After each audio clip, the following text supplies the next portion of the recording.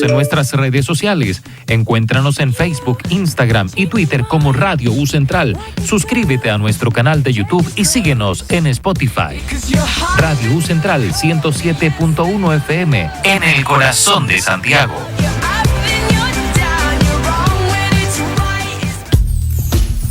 Radio U Central 107.1 FM y radio.ucentral.cl presenta Café Digital IA Edition, un programa que explora distintos aspectos sobre los cambios, efectos, oportunidades y desafíos que genera la digitalización en el mundo de la educación. Conducen la especialista en transformación educativa, Pamela Riquelme, y el docente experto en ecosistemas digitales, Erwin Medina.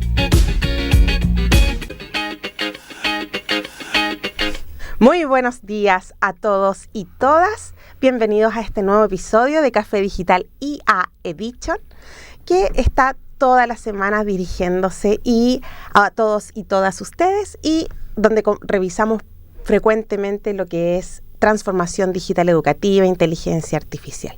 Vamos a partir, como siempre, saludando a los controles. Hola, Pancho Saavedra, nuestro propio Pancho Saavedra, y David Saavedra ahí tras bambalinas. Saludamos también a mi compañero Erwin Medina, que está aquí a mi lado. Hola Erwin, ¿cómo estás? Hola Pame, todo muy bien hoy día. Contento también porque hoy día tenemos el honor de contar con un invitado súper especial, ¿cierto? Está con nosotros Emilio Oñate, vicerrector académico de la Universidad Central, experto en protección de datos personales y miembro activo de la Comisión Asesora para la Implementación de Protecciones de Datos Personales que impulsa la nueva institucionalidad de Chile, una estrategia que va a ser clave para avanzar en una universidad digital, ética y segura. Don Emilio, ¿cómo le va? Muy bien, muchas gracias por la invitación, Erwin y Pamela. Encantado de estar aquí en este programa de la Dirección de Transformación Digital Educativa de la Universidad Central. Hay mucho que conversar. Un invitado de elite, vicerrector. Muchas gracias por acompañarnos hoy día y hacerse el tiempo, que es una importante señal en nuestra universidad respecto a los temas de digitalización educativa. Y bueno, para iniciar la conversación tengo dos preguntas en una. Uno, ¿cómo llega nuestro vicerrector a esta expertise de la protección de datos personales? Y segundo, por supuesto, para introducir el tema, ¿por qué es tan relevante hablar hoy día de esa temática, considerando también los cambios que se avecinan con la ley?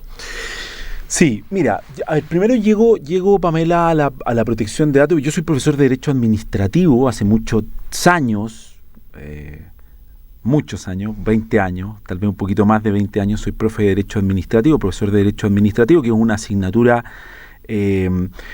crecientemente importante en los planes de estudio de la carrera de Derecho. Hay líneas de ejercicio profesional en la abogacía en que el derecho administrativo es muy relevante, todo lo que tiene que ver con la litigación, con la administración del Estado, en fin, la tutela de los derechos de las personas respecto a las actuaciones de la administración, en fin. Y cuando cuando decidí hacer mi doctorado, quería hacer algo en derecho administrativo, obviamente, que es mi disciplina, que es donde yo me he desempeñado como profesor durante mucho tiempo.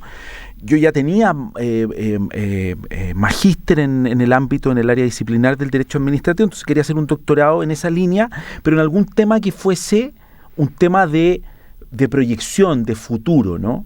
Entonces empecé a verificar, a revisar.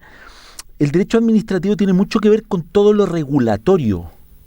Entonces, si tú veías o revisabas cuáles temas emergentes iban a estar en el ámbito de la regulación, o sea, de cómo la administración del Estado, el Estado iba a regular ciertas temáticas, ciertas materias, bueno, la protección de datos personales surgió rápidamente como una. Y por eso me empecé a involucrar en los temas de protección de datos personales y hice mi tesis doctoral en temas de protección de datos y tengo algunas publicaciones y todo cosas. Un acierto, ¿no? Claro. O sea, le achunté, por así decirlo, claro. Sí, le achunté a la protección de datos y es un tema bien interesante. Y es importante, Pamela, porque mira, todo lo que los datos, en definitiva, nos constituyen como personas, la información de la cual nosotros somos titular, los datos que nosotros tenemos y de los cuales somos titulares, nos hacemos cargo, nuestro nombre, nuestro domicilio, nuestro número de cédula de identidad, nuestro número de registro en las administradoras de fondos de pensiones, en las ISAPRE. Toda esa información nos constituye como personas, como individuos, ¿no? Son parte de nuestro patrimonio, por así decirlo, de nuestra integralidad. Pero no todo el mundo sabe que eso es como un patrimonio, ¿no? Y eso hay que tutelarlo, hay que protegerlo. Y por eso es que la protección de datos personales es un derecho. Y esto está muy reconocido en el mundo, muy transversalmente. Es un derecho fundamental, el derecho a la protección de datos personales. Entonces, tus datos tienen que resguardar tu integridad, tu personalidad, porque al final del día te constituyen también como ser humano. Y los datos además tienen efectos en múltiples aspectos de la cotidianidad de la vida, en aspectos comerciales, de salud, laborales, educacionales, ¿me entiendes? O sea, los datos están interrelacionados con todo. Entonces, es un aspecto muy, muy relevante y muy interesante desde el punto de vista jurídico. Bueno, es como, llama la atención, porque nosotros que estamos más en el ámbito educativo y de integración de tecnología, recuerdo yo haber ido a un congreso donde expuso una persona que era experta en una tecnología X, y era muy, venía de Google, por supuesto, que era un líder de opinión, y hace una crítica a nuestro sistema en Chile. Dice que él no puede entender, y le llama mucho la atención, que utilicemos el root como un nombre de usuario que es público, porque es es como parte de nuestro patrimonio, como tú decías, me parece muy interesante señalarlo desde ese punto de vista. Y bueno, ¿cómo influye esto a la universidad? Mira, perdona, Pama, a propósito de esto que tú dices de este comentario, lo que pasa es que, mira, Chile ingresó a la OCDE, en el año 2007, 2008, tiene que haber sido con Bachelet, con Bachelet 1 entramos a la OCDE. Uno de los requisitos de la OCDE, ¿cierto? Este grupo de países, ¿no? Bueno, ¿cuál era la regulación que Chile iba a tener en materia de protección de datos personales? Por lo que significa desde el punto de vista del intercambio comercial, por ejemplo, la transferencia de datos, ¿no? Hay que pensar que cualquier actividad económica, cualquier actividad comercial que se produce entre países supone transferencia de datos personales. Y Chile no tenía una regulación, si bien es cierto, Chile tiene una ley que es la ley de protección a la vida privada, la ley 19.628, que fue la primera ley que reguló la protección de datos personales en Latinoamérica. Es una ley de agosto de 1999. Esa ley rápidamente quedó en desuso, que es la ley que tenemos vigente hasta el día de hoy, que una ley que ustedes comprenderán entró en vigor en 1999. Bueno, ¿cuántos celulares habían en 1999? ¿Cuántas redes sociales? No habían redes sociales en 1999. No hablábamos de plataformas digitales en 1999. No sé, para ver películas, Amazon, Netflix, qué sé yo, en fin, todas las que hay, ¿no? Apple TV, en fin. Entonces esta ley rápidamente quedó en desuso y se requería a un país como Chile con tanta apertura comercial, con tratados de libre comercio, ¿no? Con una economía digital importante. Bueno, necesitaba actualizar su regulación en materia de protección de datos personales, y se aprobó esta ley a finales del 2024, que es la ley que establece un nuevo sistema en materia de protección de datos, pero es que una ley que tuvo una larga tramitación legislativa, más de 7 años se estuvo tramitando esta ley en el Congreso Nacional. Yo también tuve la posibilidad de participar en la discusión parlamentaria de esa ley como profesor. Y bueno, ahora tenemos una ley en el fondo que se pone a la altura de lo que ocurre en el mundo en materia de protección de datos personales, ¿no?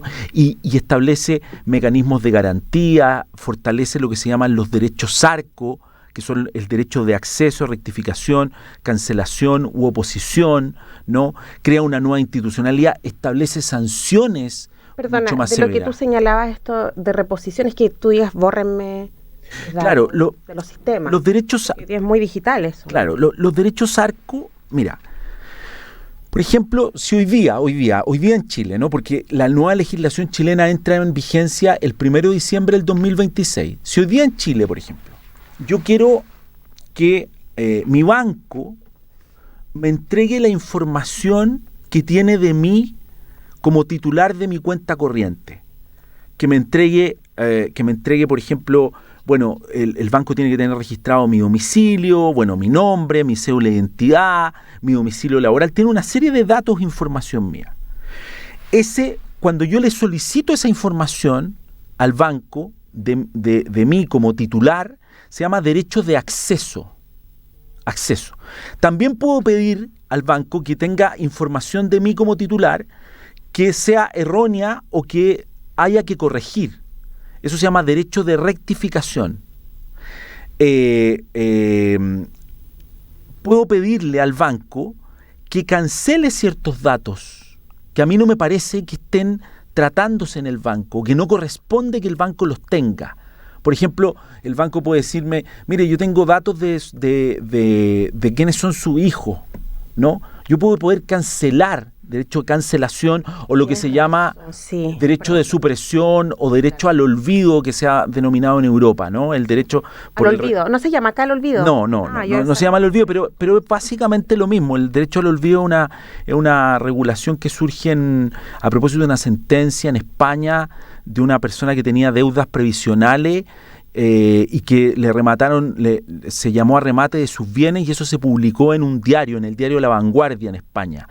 Entonces esta persona recurrió contra Google y contra el diario La Vanguardia, y a propósito de esa sentencia donde él pedía primero a los tribunales españoles y después a la Agencia de Protección de Datos española que cancelara de los motores de búsqueda de Google esa información.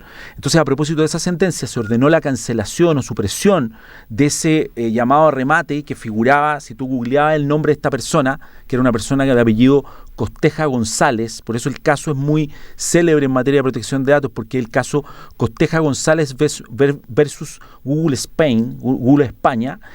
Y a propósito de esa sentencia surge el derecho al olvido, que no es otra cosa que el derecho a cancelación o supresión de la información. Globalmente. Oye, sí. Y en el caso de, el ejemplo que nos das de la banca es, hoy día como ciudadanos, casi todo el mundo tiene su cuenta.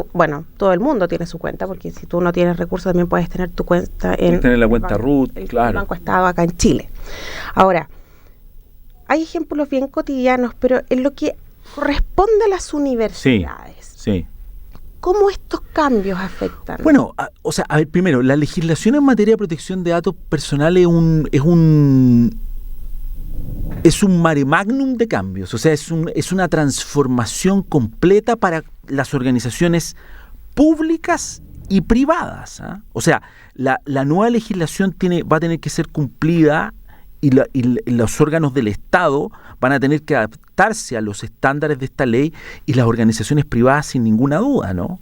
De hecho, yo diría que las empresas más grandes o las empresas transnacionales que están en Chile ya están adaptadas a esto, ¿no? Han ido adaptándose, han conocido la experiencia europea, que es la preponderante en el mundo.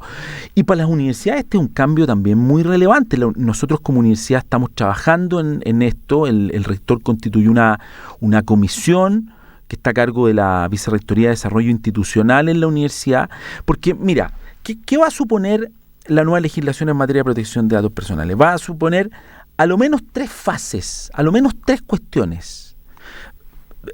Yo diría que una cuarta que no está relacionada con estas 3 muy concretas, pero desde luego una que afecta al país, que tiene que ver con el cambio cultural, de cómo resguardamos y le damos privacidad a nuestra información, a nuestros datos, ¿no? Hay que entender que son nuestros, ¿no? Como ciudadanos. Que no son, y para responder la pregunta tuya, Pamela, y que los datos no son de la universidad, son de quienes integran la comunidad universitaria, los estudiantes, los funcionarios, los directivos, los profesores, ¿no? Mira, lo primero que todas las organizaciones que ya lo están haciendo tiene que ver con capacitar, informar en materia de protección de datos. A la gente hay que explicarle, estoy con alergia, a la gente hay que explicarle qué es lo que es un dato personal, porque no se sabe qué es lo que es un dato personal. Hay que explicarle por qué es un derecho, en qué consisten los principales alcances de la ley, cuáles son los tipos de sanciones. Las organizaciones están haciendo eso, capacitaciones, sensibilizaciones. Es súper importante eso porque básicamente, claro, yo hace un momento atrás pensaba que en el fondo una de las líneas de acción que nos da esta ley es básicamente concientizar a la ciudadanía de sus derechos en el fondo. ¿Por qué? Porque en el fondo la temática no es tan general. O sea, me imagino, mencionamos recién la cuenta RUT, ¿cierto? Que básicamente fue una cuenta que se empezó a acceder a la dueña de casa, ¿cierto? A sectores que no podían acceder al crédito en Chile. Claro. En ese sentido, yo creo que también concientizar en el fondo a los estudiantes es vital. En el fondo. Eso es clave, sensibilizar. La segunda fase, que es que es una fase compleja, tiene que ver con hacer auditoría de proceso y trazabilidad. Miren, imagínate una organización como nosotros, como la universidad, la cantidad de datos que maneja en el ámbito del personal, de recursos humanos, de los contratos, la información y los datos de los estudiantes, de las y los profesores. Ya, todo eso la ley exige que tenga una trazabilidad y un respaldo, y que esos datos y esa información que las organizaciones y las universidades también manejan se tiene que ocupar específicamente para los fines por los cuales el titular de los datos entregó esa información, entregó esos datos, ¿no? Por ejemplo, para el ejercicio de los derechos ARCO, el ejemplo que ponía yo del banco de acceso, rectificación, cancelación. Un estudiante nos puede decir, bueno, un estudiante que egresó hace 10 años, ¿por qué usted como universidad sigue teniendo información mía que es irrelevante? Bueno, como esos estudiante? Son temas que de todas maneras nos permean como ciudadanos, por supuesto que nos impactan como universidad y que vamos a seguir profundizando en nuestro próximo bloque. Exacto. Pues ahora nos vamos a una pausa musical. Central. Seguimos explorando cómo la digitalización está cambiando la educación en Café Digital y A Edition.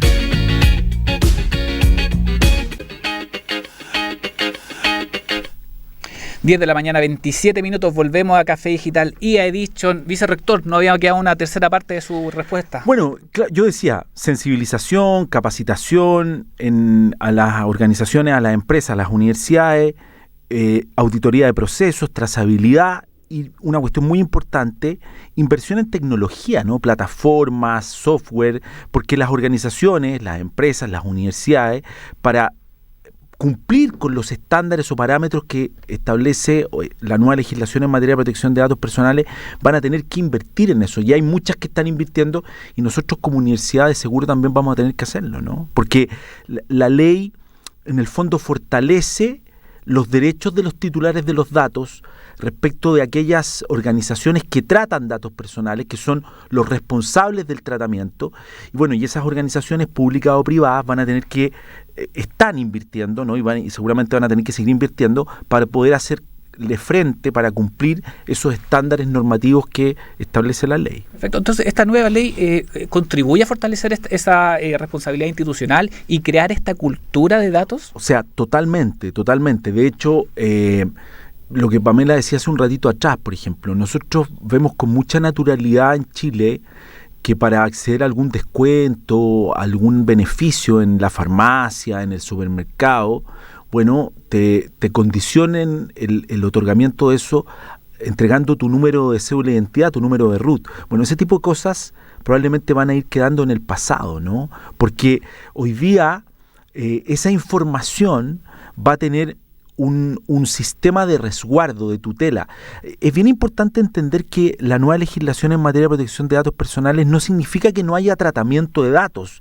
Tratamiento de datos va a seguir existiendo, ¿no? Y probablemente eso va a ser incremental con el desarrollo de las tecnologías de la información, del Big Data, de la inteligencia artificial.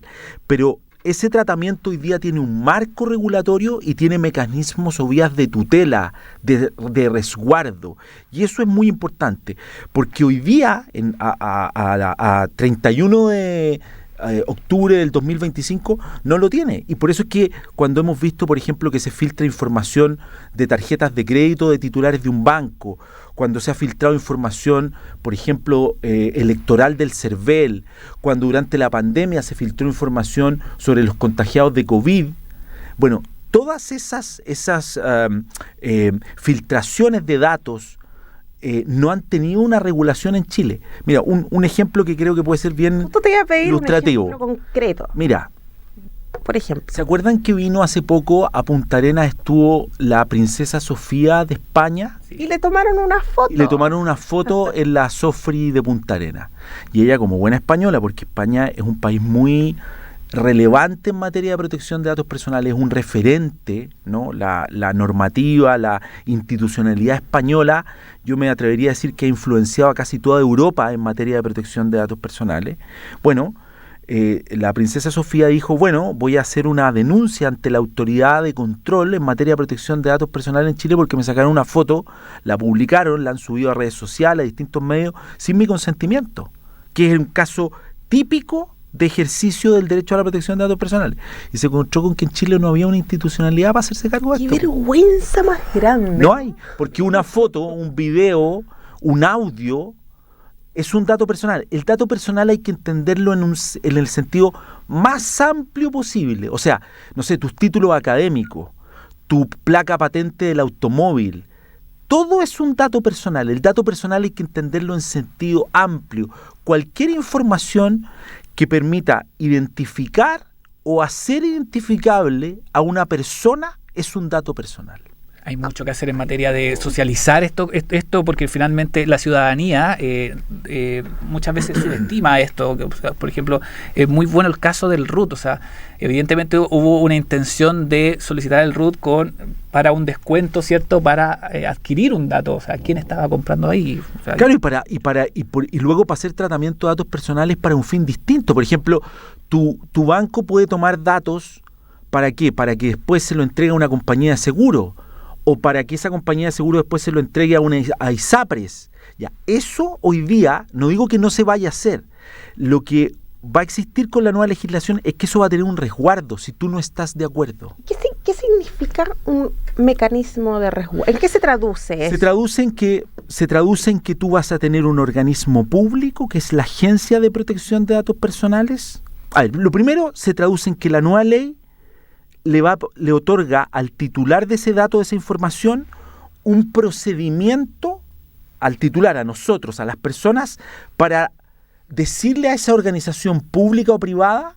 mire, entrégueme los datos de los cuales yo soy titular o no siga tratando datos de los cuales yo soy titular porque los está tratando sin mi consentimiento o cancele esos datos. Ya, lo primero, si el organismo no me pesca, por así decirlo, yo puedo ir a un organismo, yo puedo ir a una agencia, a una entidad pública, la Agencia de Protección de Datos Personales, puedo presentar una reclamación y entonces la agencia se va a dirigir a ese organismo a través de un procedimiento.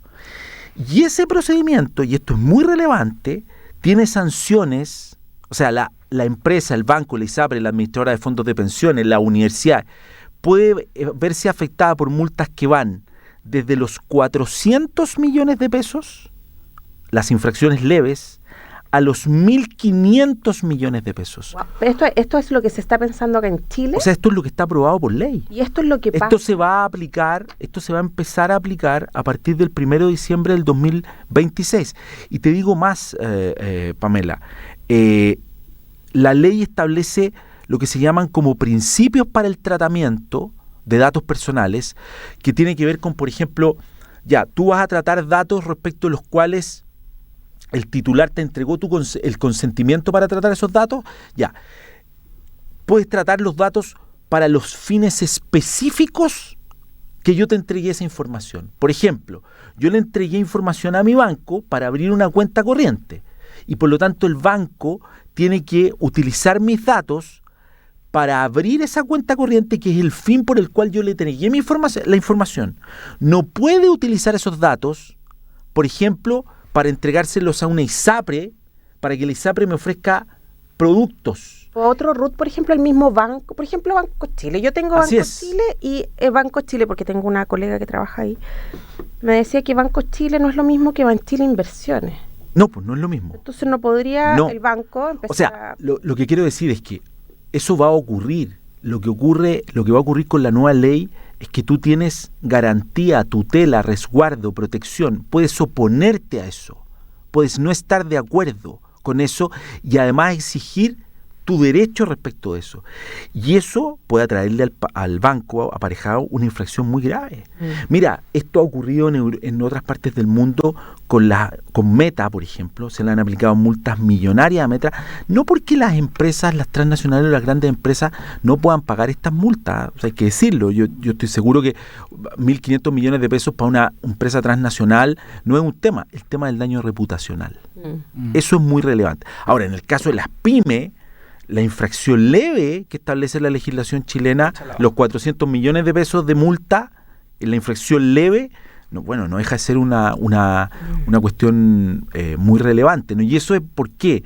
Porque como estamos hablando de tutelar un derecho, lo que muestra la experiencia comparada es que las infracciones, o sea, las sanciones tienen que ser altas para inhibir a las organizaciones a no cumplir, ¿no? Para incentivar, o dicho en positivo, para incentivar que se cumpla la ley, ¿no? Mira, todo un temazo. Un temón. Ahora, hablamos del tema de la cultura, hablamos del tema de la necesidad de capacitación, y en el entorno universitario, ¿cuáles son los casos de los cuales nos podemos ver como afectados, ¿no? Las instituciones, o con qué tenemos que tener mayor resguardo, porque también tenemos que resguardar espacios de innovación? Son múltiples, Pamela, en las organizaciones, las universidades. Yo lo decía hace un ratito atrás en el bloque.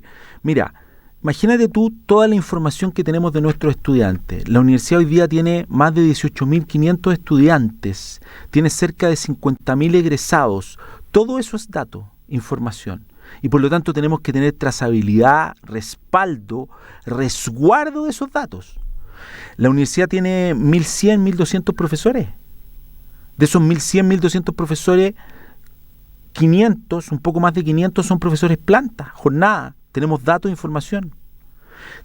Tenemos colaboradores como ustedes, como nosotros, como los que estamos aquí, como los que trabajan en la radio.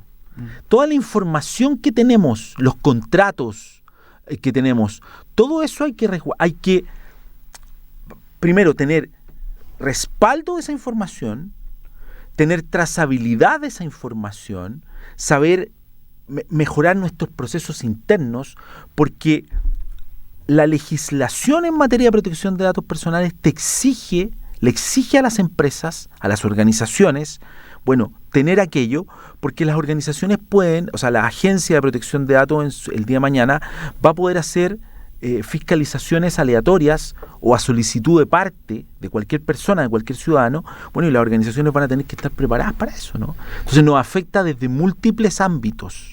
Vicerrector, y desde su rol en el fondo, ¿qué decisiones o enfoques encuentras considerables, claves en esta estrategia en el fondo? Porque claro, como dice usted, la ley nos va a impactar, ¿cierto? A las organizaciones, nos vamos a tener que adaptar, conversábamos en comerciales, ¿cierto? Que quizás vamos a tener que empezar a abrir ciertos estamentos, ¿cierto? ¿Qué enfoques considera usted que en el fondo para resguardar estos principios éticos, que son parte también de los derechos de las personas? Mira, yo creo que hay una cuestión que tú también dijiste hace un ratito, que lo que tenemos, una de las cosas que tenemos que hacer es promover un cambio de cultura organizacional interno. No sé si vieron que hace algunas semanas atrás partió una encuesta en materia de protección de datos en la universidad. ¿Por qué hicimos esa encuesta? ¿Por qué se hizo esa encuesta? Para saber cuál es el grado de conocimiento, ¿no?, que la comunidad universitaria tiene de esta materia, que obviamente todos sabemos, salvo, no sé, un par de profesores que nos dedicamos a esto, probablemente la encuesta, todos lo que la contestaron, lo que las van a contestar, lo que se va a levantar ahí es que no saben mucho, ¿no? Porque no se sabe mucho de protección de datos. A mí me da risa porque yo conversaba, por ejemplo, es una encuesta muy razonable, digamos. Hay una pregunta, por ejemplo, ¿usted realiza tratamiento de datos personales? Yo te aseguro que el 80, 90, 95% de los que contestaron esa encuesta dice no realizo tratamiento de datos personales. Por supuesto que yo contesté casi que sí a todas las preguntas, porque contestar correos electrónicos es realizar tratamiento de datos personales. ¿Te fijas? O sea, lo que nosotros hacemos en nuestra cotidianidad, en las organizaciones donde nos desenvolvemos, donde trabajamos, públicas o privadas, es tratar datos personales. Entonces la encuesta nos va a permitir tener un diagnóstico de cuál es el estado de situación de la universidad y nos va a ayudar a iniciar el proceso de cambio cultural, ¿no? Porque y eso a mí me parece fundamental. Después vamos a tener que hacer auditoría de proceso, trazabilidad, respaldo, pero lo primero creo yo es generar conciencia, la importancia que tiene esta temática en nuestra vida diaria. Eso tiene mucho sentido porque finalmente estamos en un proceso también, bueno, ahí internamente acá en la Universidad Central de Chile, en donde estamos mirando el futuro a través de nuestro proyecto estratégico corporativo. También estamos, el próximo año partimos con nuestro nuevo proyecto educativo institucional. Y entonces estamos en un proceso de muchos cambios y bueno, porque se quedó una pregunta mía ahí, porque usualmente le pongo 1 o 2 temas. ¿No? Sí. Bueno, el deber, pero también el ser. Porque estamos hablando de la ley y nos impone un deber. Pero igual las universidades tenemos que tratar datos para poder innovar, para poder crear por supuesto, contenido, para poder hacer aprendizaje, para formar a nuestros estudiantes. Entonces, ¿cómo podemos lograr ser una universidad innovadora, pero también confiable al mismo tiempo? A ver, yo primero creo que, oye, no es por echarle flores a ustedes que me están entrevistando, pero yo creo, por ejemplo, que la labor, la pega que están haciendo ustedes en la Dirección de Transformación Digital Educativa, primero es un cambio cultural para una universidad que, oye, digámoslo, yo soy centralino, no le voy a vender ninguna pesca a nadie. Nosotros como Universidad Central,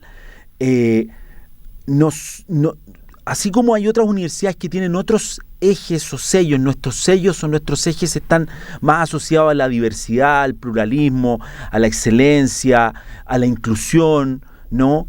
A la democracia. No ha sido tradicionalmente, históricamente, uno de los ejes de la central la innovación o el emprendimiento. Y se está avanzando mucho en eso. Pero lo que sí está claro es que nosotros en materia de digitalización, de incorporación de nuevas tecnologías en el proceso de enseñanza-aprendizaje, bueno, hemos dado pasos muy importantes a través de la dirección de ustedes, ¿no?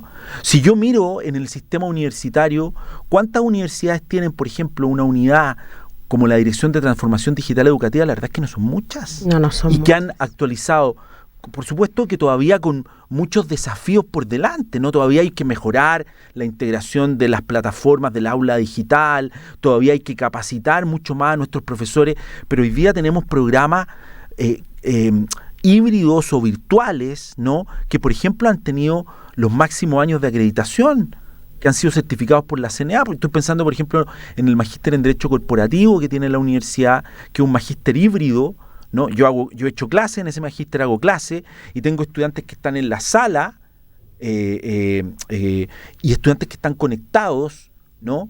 en el mismo tiempo a través de plataformas de equipamiento que tiene la universidad, y el material lo subimos al aula virtual. Esos son avances bien relevantes para la universidad, ¿no? Lo que se está haciendo en materia de innovación en la educación. Ustedes tienen la Dirección de Transformación Digital Educativa está reconociendo a los docentes, ¿no?, que innovan en sus procesos de aprendizaje, ¿no?, incorporando nueva tecnología, ¿no? Hay desarrollo en la Facultad de Derecho y Humanidades, por ejemplo, hay una cátedra de Legal Tech, hay profesores muy activos en esto. Entonces yo creo que se han ido dando pasos muy relevantes.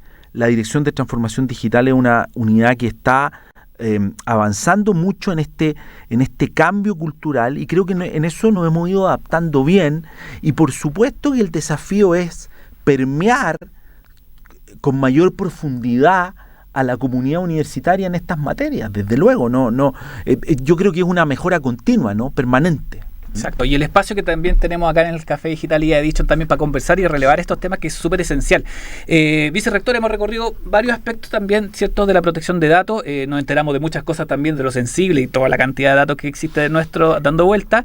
En este escenario, ¿qué idea esencial le gustaría comunicar a nuestra comunidad y a todos los que nos están escuchando sobre la protección de datos, la ética, ¿cierto?, y lo que se viene con la nueva ley? Mira, yo a ver, primero creo que este es un tema muy relevante. Yo les digo yo hago clases de esto, de protección de datos, y siempre le digo a mis estudiantes, miren, ustedes tienen que pensar que, por ejemplo, lo que suben o postean en redes sociales puede ser muy determinante para su futuro. Felizmente vamos a tener una nueva legislación en materia de protección de datos personales, entonces un estudiante que posteó o que subió algo a una plataforma o red social, si el día de mañana lo quiere cancelar o lo quiere suprimir, hoy día con la nueva legislación va a poder hacerlo, pero hasta hace no tanto tiempo atrás no podía hacerlo, y por lo tanto lo que quedaba en Google, en una red social, en una plataforma, los jóvenes son jóvenes, ¿no? Suben muchas cosas a veces que 10 o 15 años o 20 años después dicen, ¿por qué subí esto? Bueno, hubiese quedado en la nube. Excelente, ¿no? Ejemplo. Hubiese quedado en la nube. Sí. En cambio, ahora tienes mecanismos de resguardo.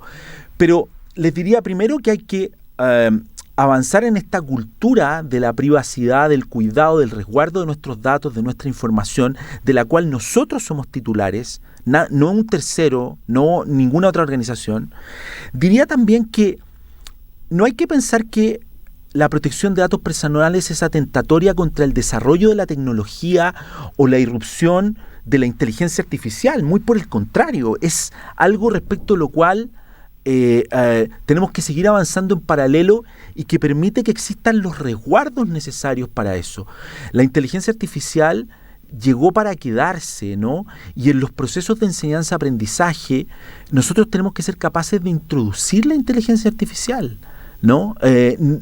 No como comunidad académica, no rehuirla, no hacerlos los lesos con eso, sino que hay que adaptarse a ese proceso.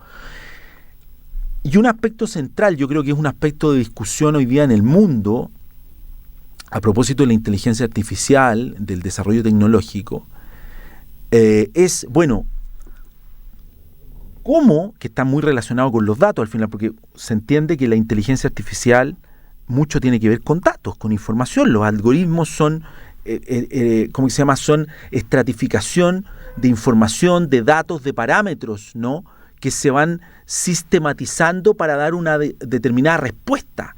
Claro. O sea, la inteligencia artificial está muy relacionada con los datos. Exacto, porque básicamente mientras más interactuamos, ¿cierto?, con una inteligencia artificial, le vamos entregando información no conciencia o conciencia o inconscientemente, porque en el fondo va estudiando que en el fondo quiénes somos nosotros y a qué nos dedicamos.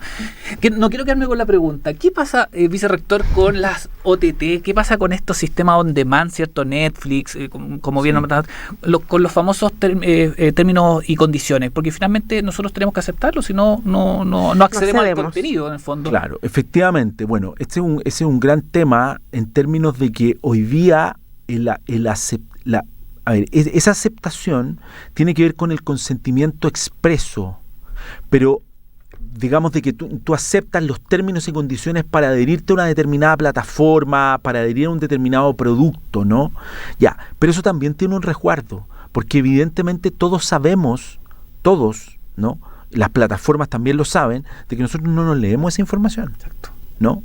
Entonces, una legislación en materia de protección de datos personales resguarda ese hecho, resguarda esa posibilidad, no porque tú te hayas adherido a una plataforma o a una red social vas a quedar en la indefensión porque aceptaste los términos de operación de esa plataforma.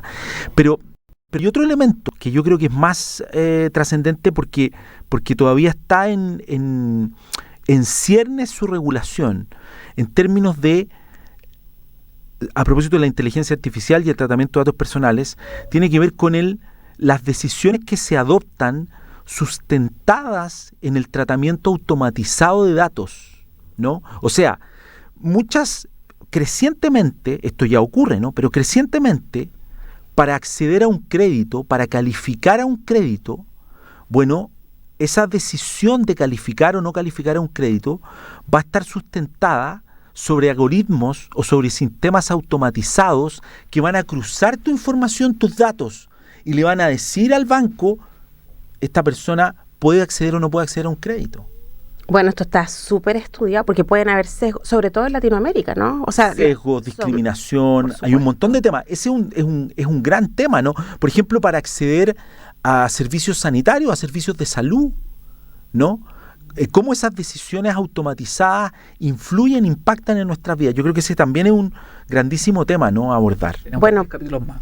Sí, tenemos que abrir otro capítulo específico de inteligencia artificial y protección. Mira, ayer estábamos con Javier O'Ryan, aquí estábamos haciendo el borrador de la política de inteligencia artificial de la universidad. También, sí. Claro, discutíamos esto de la supervisión, responsabilidad humana, trazabilidad y rendición de cuentas. Rendición de cuentas es algo que estamos aprendiendo, que tiene que ver con cómo tú puedes hacer que tus datos sean auditables, que es más o menos lo que tú señalabas desde el punto de vista orgánico del Estado, que vamos a tener una agencia, pero también desde el punto de vista interno, de cómo nosotros esto que es finalmente asumir que la inteligencia artificial es una caja negra, y en esta caja negra los resultados tienen un resultado que tiene que ser auditado por seres humanos y no le podemos dar la responsabilidad, digamos, a los sistemas inteligentes, porque, bueno, no piensan, es como decía John Atkinson, ¿no? Es una ilusión. Exacto. Es una ilusión que no es tal, es una parte. El debate ético nunca va a abandonar en el fondo el avance de la inteligencia artificial. Es como súper importante también socializar eso. Bueno, Erwin, esto es más entretenido, ¿no? Mucho más entretenido, así tenemos nuevas cosas que aprender. Tenemos 2 o 3 capítulos más con el vicerrector. ¿Cómo anda la agenda, vicerrector? Pero si nos organizamos, ni un problema, encantado. Vamos a tener que dividirlo en pedacitos. Muy bien.